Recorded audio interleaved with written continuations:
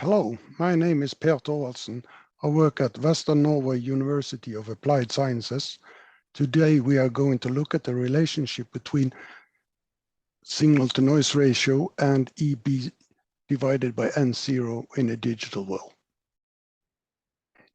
Here we have the signal-to-noise power ratio. We just multiply it with the time it takes to send a bit over here and under here, then S times the time it takes to send a bit, that is the energy per bit. And then the noise we write as noise per hertz times the bandwidth.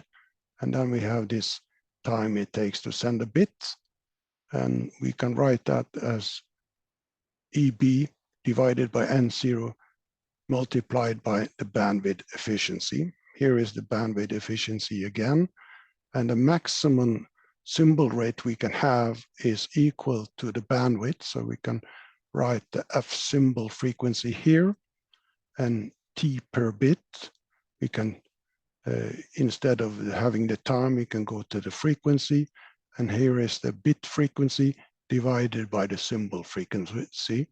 And we can turn that around, of course, and write the time to send a symbol divided by the time to send a bit. If we do this in dBs, we can take the logarithms or the 10 logarithm on both sides of the equation, and then we get EB N0 bit frequency per symbol frequency. We can write this as EB N0 plus T symbol per T per bit.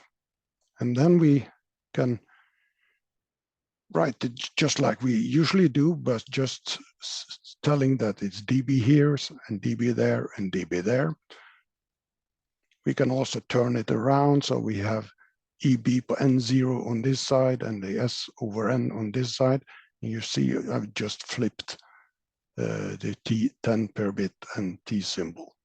If you take an example, for instance, MQIM, then we know that if we have, for instance, 16 symbols, we will can have 4 bits, and this bandwidth efficiency will then be the time to send a symbol divided by the time it will send a bit, and then this will turn out to be K.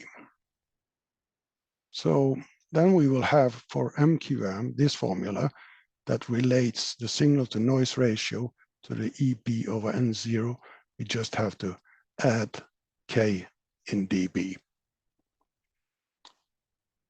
If you want to do this with the sampling frequency instead, you just take the symbol frequency and divide by 2, and all the calculation is the same. You just get 3 dB here, because that is the 10 logarithm to 2, and you get minus here and plus here.